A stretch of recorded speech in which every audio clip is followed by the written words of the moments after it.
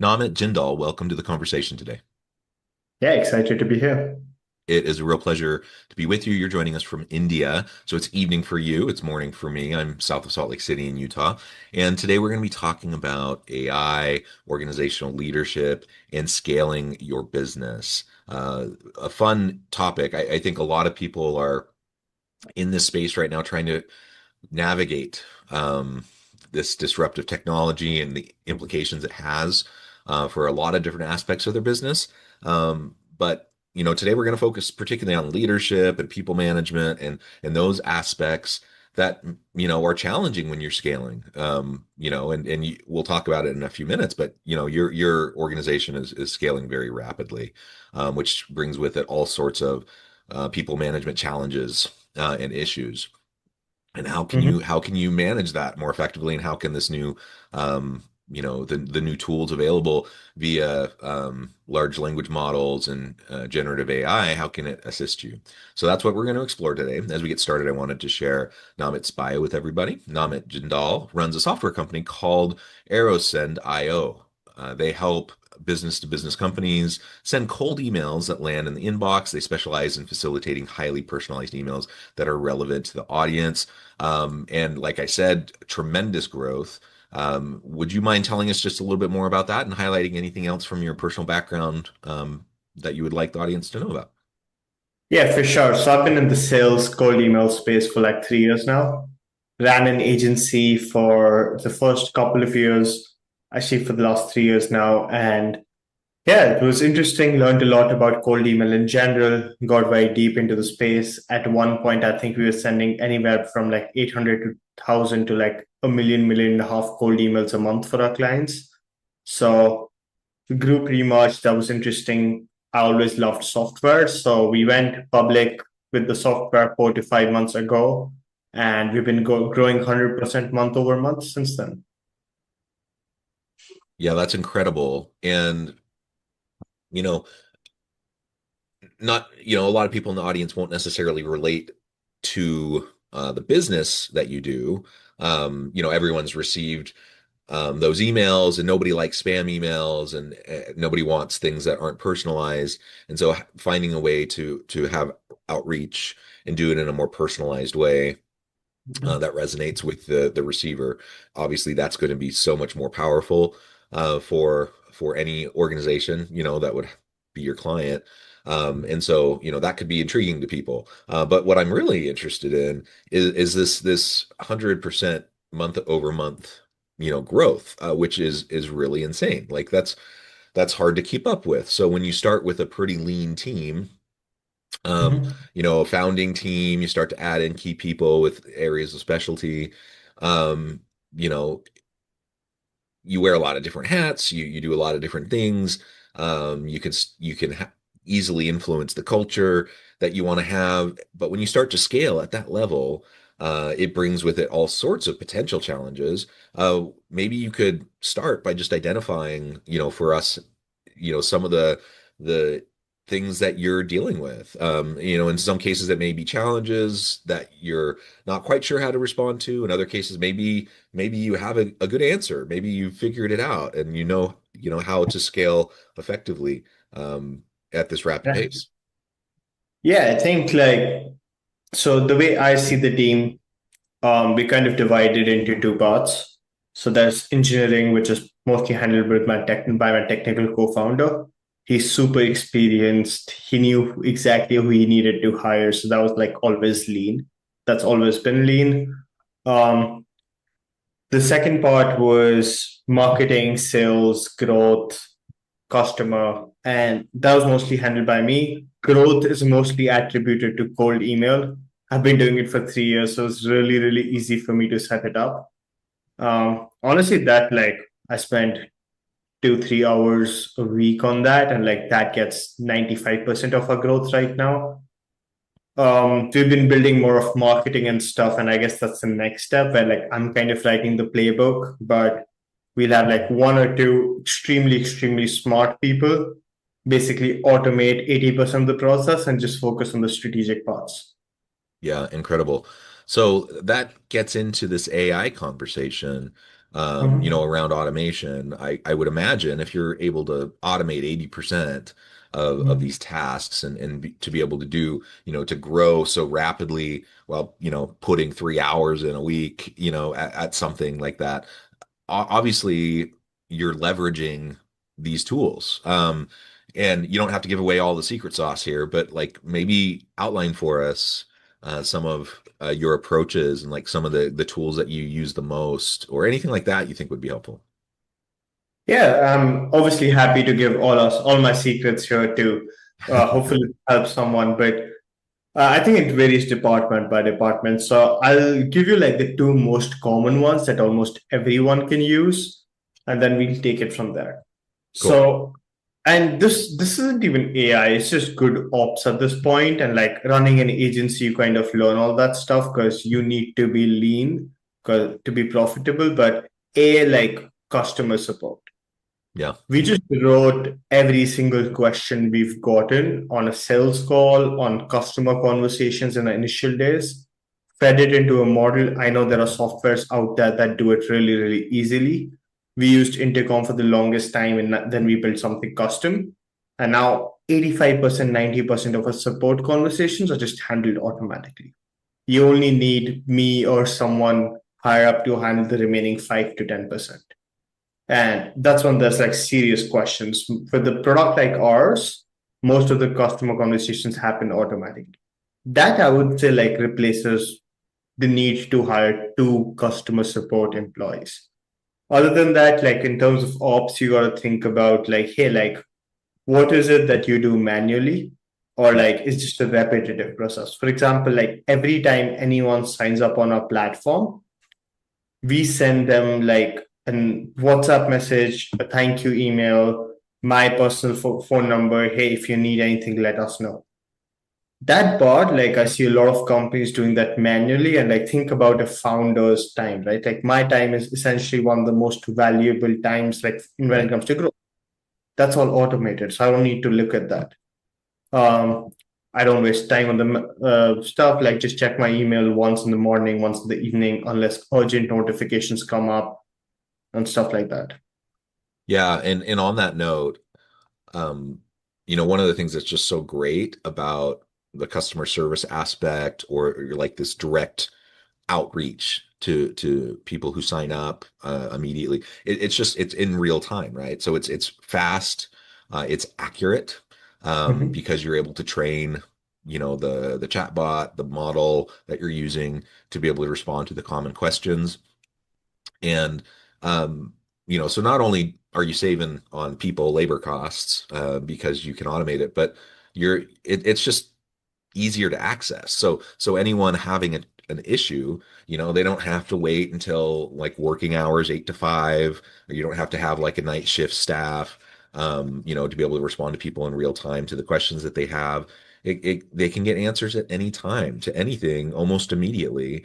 And for the most part, it's going to be accurate. And you're going to fine tune that over time, of course, if there's issues, but the human error that can occur with a person responding to those calls who's getting trained and is new and whatnot, that's probably more likely to have more errors than the Mhm. the, the chat bot. And so that's awesome because it's efficient for you. It saves you money, but it's also super helpful for clients and anyone who needs customer support.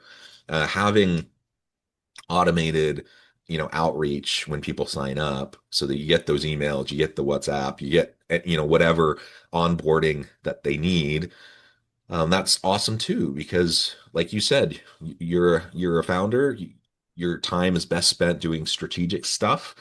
Pretty much everyone on your team, their time is going to be best spent doing more creative and strategic stuff. And any of this automated stuff, you can absolutely leverage these different technologies and the different softwares or AI to be able to help with it at least to make it more efficient. So I think I try to imagine, kind of an old school agency doing similar things that you're doing, but they're not leveraging these technologies, and then comparing them directly to you and the rapid growth that you're having. It simply wouldn't be possible, right? Um, to kind of take an old school, a Luddite approach where you're not leveraging all these technologies, and to be able to grow and scale and be profitable in the way that you are. Can you talk to that a little bit more? I mean, like, I think it's not just agencies at the point, right? Like, it's like mostly bloated companies. It's inevitable at the end of the day. Like, you can't just like it's just so inefficient doing it with like way too many people that like companies that are doing it like are just bound to die slowly. Like that, I get by doing this. It's just like I think like there are a lot of companies that do it way more efficiently than I do. I'm not like 100% there, but like we just have such a good strategic advantage, and it helps to grow so much faster. Like I know there are certain things that will never break, whether we're at 200 customers or 20,000 customers. Right. And like, it's that's just an advantage. We remove the human error component, and yeah, and the people like that allows us to hire extremely strategic people, like extremely smart people, and pay them from the beginning way over market. So Let's this, double click on that and drill in on that a little bit because people in some cases rightfully so, but people are fearful of this technological disruption, job displacement, task displacement. Are they going to be able to get positions? And you've already identified like there are some kind of low level repetitive types of positions, especially in customer service, that you don't need, right? Because you literally are able to replace people who traditionally would have been in those roles with the technology that can do it more efficiently, more timely, more accurately, right? And that's true, and that is happening. And in some roles there is displacement, and there will continue to be displacement. But what you're highlighting is the flip side of the coin. And that is when you free up resources from doing the mundane, the repetitive, those sorts of things, when you free up those resources, now you can invest them more strategically at high levels. And so you're able to hire people, for the types of jobs I think most people want to do. Like most people don't want to show up and read a script and answer calls all day. I've had that kind of job before. I've had that a couple times when I was much younger. And those are not fun jobs, Like I would not want to live my life doing that job for the rest of my life. It was fine as a young college student working my way through college, but um, there's more out there as we get more experience and we learn more. We can leverage that our strategic humanness, to higher order types of tasks and other things that are going to help our organizations grow better. So I love that you're not just taking cost savings, labor cost savings from the automation and pocketing it, but you're also reinvesting it. You're reinvesting it into strategic positions that are really going to help the organization be successful. And I think that's the mindset shift that a lot of people who are fearful about these technologies need to have. One, they need to figure out how are they going to remain relevant in a world with these technologies. Because they're not going to be able to just do the mundane, repetitive things over and over again. All of that is going to be automated pretty soon, if it's not already. Um, but if they can gain the skills to be able to leverage those technologies, they're going to have more fulfilling lives, more fulfilling careers, because they're going to be able to focus on higher order things and more meaningful, creative, innovative, and strategic things. And there's going to be even more positions and opportunities for those types of people, which I think is a net positive overall, even though that there is discomfort as people are making that transition. yeah. So the way I think about it, and like the hard truth is, not all jobs can be replaced. Like I don't buy into the notion that like yes, AI will replace jobs, but new jobs will come up. And the other harsh truth is essentially like all the mundane jobs, like people who have not been working efficiently at work, people who don't want to go over and above, they won't have a place anymore. Like essentially, like when you think about a big organization too, it's pretty common that about half the employees do 85% of the work. Like there are a lot of studies on that. So the other half definitely is like in somewhat of a danger here. Yes, like people who are really, really smart, will get overpaid extensively. And then you have like, and if you think about it, right, like you have like Zuckerberg offering hundreds of millions of dollars to like Right. extremely smart engineers. So like, yes, like you're gonna be getting paid what you're worth for sure. Yeah, yeah, absolutely. I mean, it's super interesting. And it leads to all sorts of other, I mean, beyond organizations, it leads to societal public policy conversations, societal shifts, all that, like all of that's, in the water right now, and it's going to be ever more present, in the coming years and decades as we go through this shift for sure. But in the meantime, it's here, it's happening, right? Like we can't stop it. We can try to be responsible with the use of technology, and be responsible and ethical and strategic, but we can't, we're not just gonna like put the genie back in the bottle. So we have to figure out how are we going to better leverage it, and be effective and have the skills to be able to work within this new world of work, to be able to function in the new world of work. And a lot of what you're describing in your organization is highlighting some of these themes, which I just think is super helpful. Where I'm at in Utah, so you have Silicon Valley in the Bay Area, everyone knows it. But not as many people know that here in Utah, we have a very strong tech sector, and we have what's called Silicon Slopes. So it's another tech hub. We have, tech unicorns. We have lots of entrepreneurial activity, lots of investment, and some big tech companies headquartered here. And there are other hubs like that around the US or different parts of the world, right? Different cities that have different, real active hubs of this type of activity going on. Um, and so the reality is, let's dive in, right? Let's dive in. Let's try to learn how to be part of, ride the wave of all this entrepreneurial activity.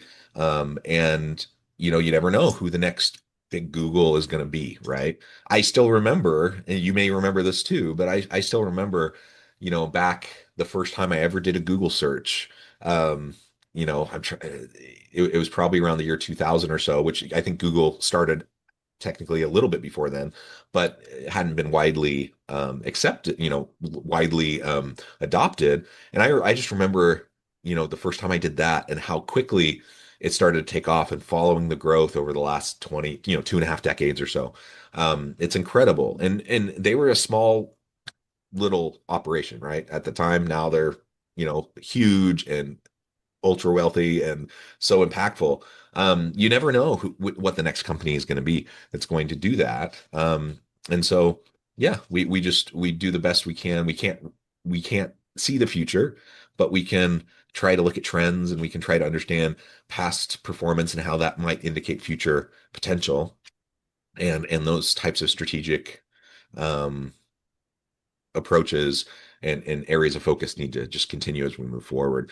Tell us maybe in some of the remaining time that we have, some of your mindset and goals around the next, say, 2 years or 5 years, as you continue to grow rapidly, maybe even expanding to other types of product and service offerings, those sorts of things. Ooh, interesting. So I think I can tell you the next short-term goals, which makes sense, but like life changes so fast. It's like it's hard to make the next 2 year goals. So Yeah, yeah, it is. yeah. Next 6 months, main focus from my side is the company itself, like Aerosand. I think I'm spending 95% of my time in general at Aerosand, remaining 5% miscellaneous, and the remaining time is sleeping.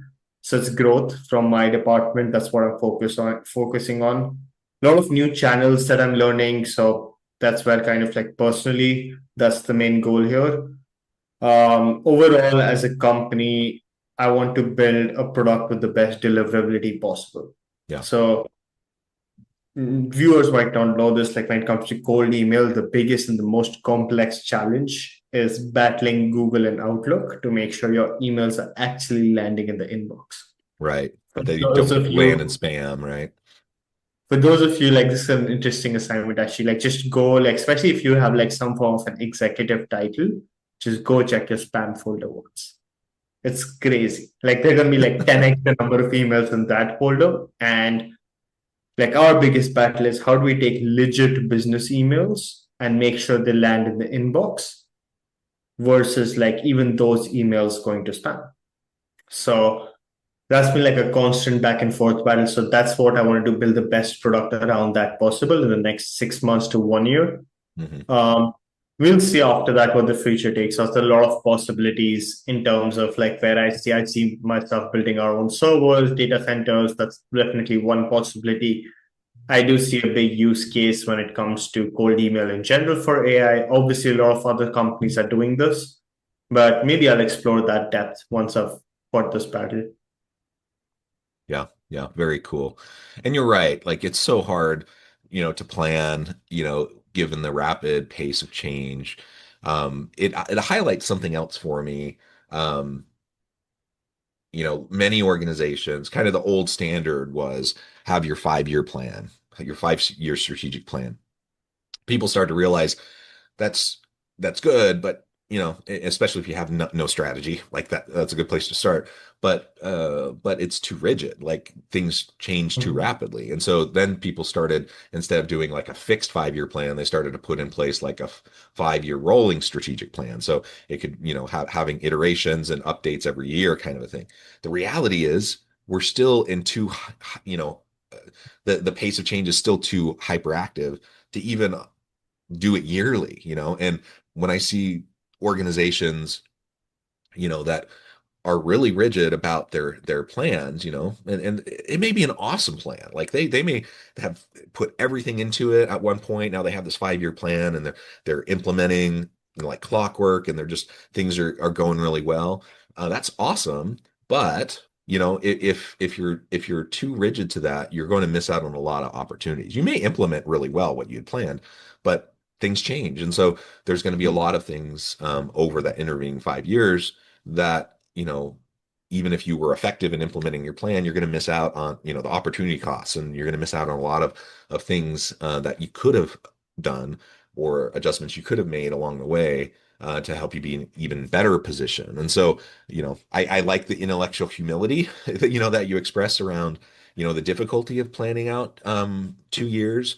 It's good to have a vision. It's good to have kind of a forward-looking strategy, and to be able to try to look around the corner and forecast as best you can, but also just recognize and realize that things are moving so rapidly. We're going to have to revisit those plans on a regular basis. And sometimes we're going to have to pivot, and sometimes dramatically pivot away from what we had originally intended. And the challenge with that is to not fall into the trap of kind of going to the flip side of the coin, where you're just chasing every shiny object, where anytime you have an idea, you're like, oh, let's do this now. Because that also is not going to serve you well. So you have to find a balance, right? Yeah, I think it just depends from organization to organization. When you're as old as like Google, what we spoke about, having a 5-year plan kind of makes sense. Like you've been around for 20 years, 25, maybe even more. And like obviously there are organizations older than us. Like in my case, we are 4 months old, 5 months old. Yes, we started building a while ago. So like, but at the same time, like it's pretty pointless making anything other than like a 3 month plan for now, or maybe a 6 months plan. Yeah, that was like one part of, yeah, that's like the major part. Obviously, shiny object syndrome, big thing. Everyone has it. It's kind of like the natural thing for entrepreneurs. Once you're inside the depths of something, you just start seeing so many problems you can solve. Yeah. Excellent. Well, this has just been a fantastic conversation. I really appreciate you taking the time out of your evening to sit down with me and chat about these sorts of themes and these issues. I think it was super helpful. As we wrap things up for today, I just wanted to give you a chance to share with the audience how they can connect with you, find out more about your work, your team, and then give us the final word. For sure, yeah. So the best way to connect with me is on LinkedIn. I'm sure, like wherever you're listening to this podcast, there's going to be a link to my LinkedIn, so you can just look into that. Otherwise, like if you need help with cold email or anything in particular, you can check out my website, aeroscent.io. Awesome. Awesome. Very good.